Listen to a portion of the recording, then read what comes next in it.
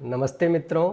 आज हम 3 ऐसी बीमारियों की बात करेंगे जिनसे ज़्यादातर लोग परेशान रहते हैं और आगे बात करेंगे इनके इलाज की, वो भी बिना दवा के, घर पर ही, बिना हॉस्पिटल गए। तो ये 3 बीमारियां कौन कौन सी है? कब्ज, गैस और एसिडिटी। ये ऐसी बीमारियां हैं जिनसे लगभग आधी जनसंख्या पीड़ित है, या हर 2 में से 1 व्यक्ति या तो इनसे लगातार पीड़ित है अथवा कभी न कभी पीड़ित रहा है और अस्थायी रूप से उसका समाधान उसने किया है। ये सभी बीमारियां, जिन 3 बीमारियों की मैं बात कर रहा हूँ, ये एक ही सिस्टम से संबंधित है, वो है पाचन तंत्र।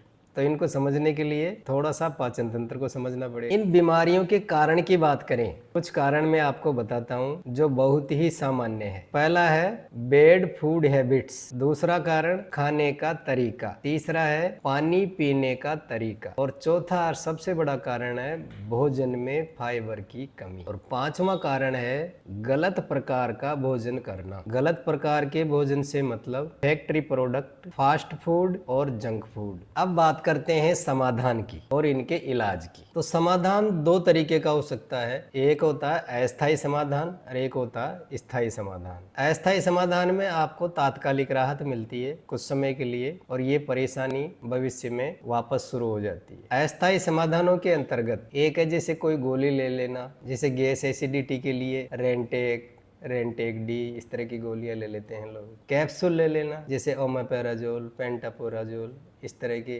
कैप्सूल ले लेते हैं। ये सब अस्थायी समाधान है। इन सब बीमारियों का स्थायी समाधान भी किया जा सकता है जिसमें किसी प्रकार की दवा की आवश्यकता नहीं है। आवश्यकता है तो केवल इस बात की कि आपको बीमारियों के कारण हटाने हैं। कारण हटाते ही बीमारी स्वतः ही ठीक हो जाएगी, क्योंकि हमारा शरीर प्राकृतिक रूप से इस तरह से बना हुआ है कि ये बीमार नहीं रहना चाहता। हम जबरन इसको टॉर्चर करके हमारी गलत खान पान की आदतों के कारण इसे बीमार होने के लिए मजबूर करते हैं, तब हमारा शरीर बीमारियों के लक्षण प्रकट करता है। तो कारण हटाने में पहला कारण मैंने बताया था बैड फूड हैबिट्स, जिनमें खाने का तरीका। हम सभी जानते हैं कि कच्ची भूख में भोजन नहीं करना चाहिए, भोजन चबा चबा कर करना चाहिए, लेकिन जानते ही हैं, इसको अपनाते नहीं है। इसको अपना कर देखो, आपको परिणाम भी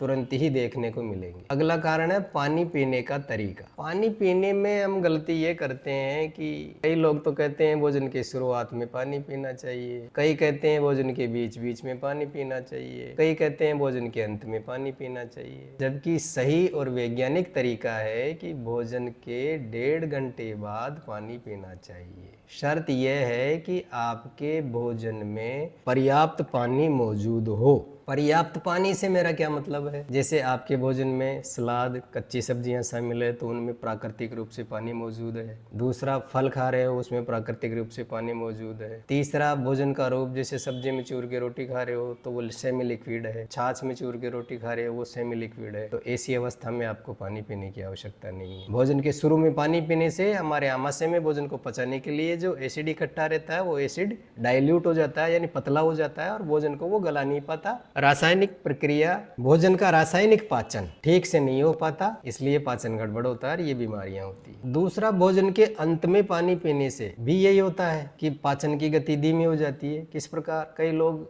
भोजन के अंत में ठंडा ठंडा पानी 2-3 गिलास ठोक के पीते हैं। इससे क्या होता है कि पाचन के जो आमाशय में जो पाचन होता है वो रासायनिक पाचन होता है और रासायनिक अभिक्रिया उससे धीमी हो जाती है ठंड के कारण। हमने छोटी क्लासों में पढ़ा है कि हीट जो है वो रासायनिक प्रक्रिया में अभिवृद्धि करती है, यानी उसको तेज कर देती है। तो सीधा सा है, ठंड इसका उल्टा करती है, रासायनिक प्रक्रिया को मंद कर देती है। इसका उदाहरण यूं देख सकते हैं कि जैसे हम बिना बुझे हुए चूने में पानी डालते हैं तो उसमें एक रासायनिक क्रिया होती है और वो उबलने लगता है। वो पूरे जोरों पे उबल रहा है, उस समय हम यदि एकदम से उसमें बहुत सारा ठंडा पानी डाल देंगे, चूने का जो अभिक्रिया है वो धीमी हो जाएगी और चूना शांत हो जाएगा। ठीक वैसा ही हमारे पाचन के साथ है। अधिक ठंडा पानी पीने के कारण हम ये नुकसान कर लेते हैं, तो इससे बचना चाहिए।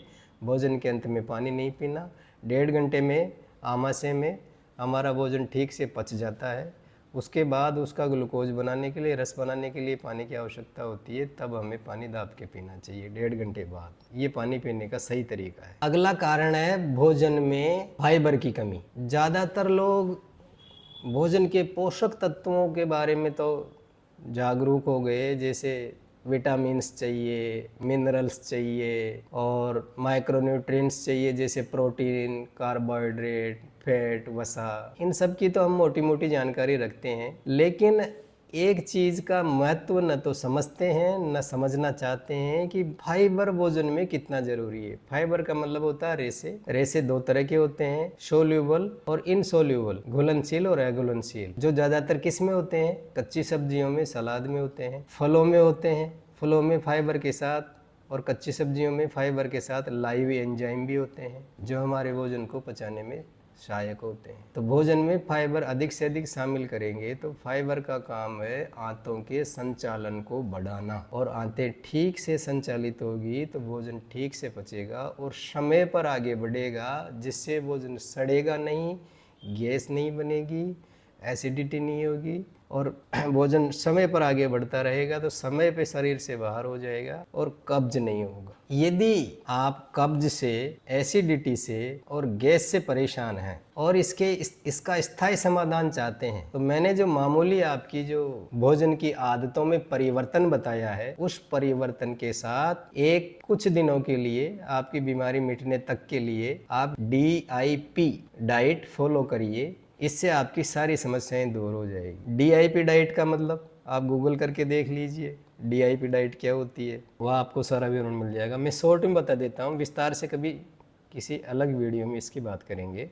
DIP डाइट में 2 चीज़ें शामिल है। आपको कुछ चीज़ें छोड़नी है, कुछ चीज़ें भोजन में शामिल करनी है। छोड़ना क्या क्या है? फैक्ट्री प्रोडक्ट, डेयरी प्रोडक्ट, वो तमाम चीज़ें जो फैक्ट्री में बन के आती है खाने के लिए, जैसे पैकेट के रूप में या डिब्बे के रूप में जो पैकिंग आती है, जैसे बिस्किट है, ब्रेड है, चिप्स है, जो भी चीज़ दुकान पर रेडीमेड मिलती है पैकिंग के रूप में, वो फैक्ट्री प्रोडक्ट है, उसको नहीं खाना है। ये हमारे स्वास्थ्य को बहुत ज़्यादा बिगाड़ती है। और कई बार हम सोचते हैं कि चलो एक बिस्किट खाने से क्या होता है, थोड़ा सा खा लेते हैं, तो दवाई भी तो थोड़ी सी होती है। थोड़ी सी दवाई खाने से यदि हमें आराम हो सकता है, तो थोड़ा सा अखाद्य खाने से हम बीमार भी होते हैं। और जब बीमारी के लक्षण बहुत ज़्यादा प्रकट हो जाते हैं शरीर में, तब हमें पता चलता है कि 1-2 बिस्कुट भी कितना गड़बड़ करता है। तो 2 चीज़ें छोड़नी है, डेयरी प्रोडक्ट, दूध और दूध से बनने वाली चीज़ें, फैक्ट्री प्रोडक्ट, फैक्ट्री में बनने वाली चीज़ें। शामिल क्या क्या करना है? फल, सलाद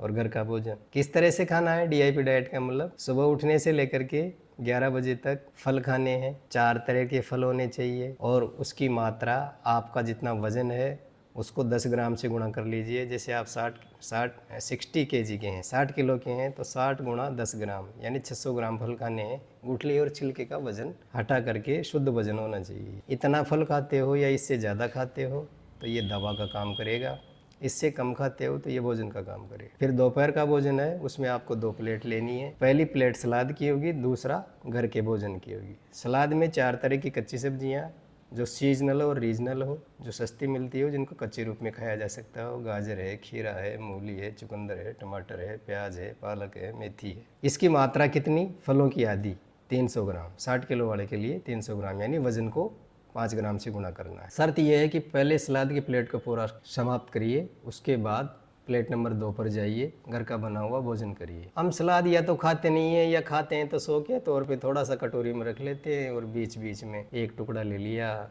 प्याज का या खीरा का। सलाद की खाना पूर्ति हो गई। सलाद खाने का ये वैज्ञानिक तरीका ये है। इसके पीछे काफ़ी रिसर्च हैं, आप रिसर्च देख सकते हैं। रिसर्च देखने के लिए आपको www.drbrc.com वेबसाइट पर जाना है, वहाँ DIP डाइट सर्च करनी है और DIP डाइट के पीछे जितने भी रिसर्च हैं वो आप देख सकते हैं। DIP डाइट ये कोई मेरी बनाई हुई नहीं है, ये डॉक्टर BRC द्वारा 12 साल पहले आविष्कार की गई डाइट है और भारतीय आयुष मंत्रालय से प्रमाणित डाइट है। ये डाइट आपको किस तरह से ठीक करेगी? इसमें पर्याप्त फाइबर है, फलों में सारे विटामिन हैं जो विटामिन्स के और मिनरल्स की पूर्ति करेंगे, साथ में लाइव एंजाइम है जो आपके पाचन को बेहतर करेंगे। कच्ची सब्जियों में और फलों में पर्याप्त फाइबर है, क्योंकि भोजन करने से पहले आपने सलाद खाया है तो ये सलाद का जो ये फाइबर है ये एक ड्राइवर के रूप में भोजन के आगे आगे चलेगा, आंतों के संचालन को बढ़ाएगा और आपकी पाचन क्रिया बेहतर होगी।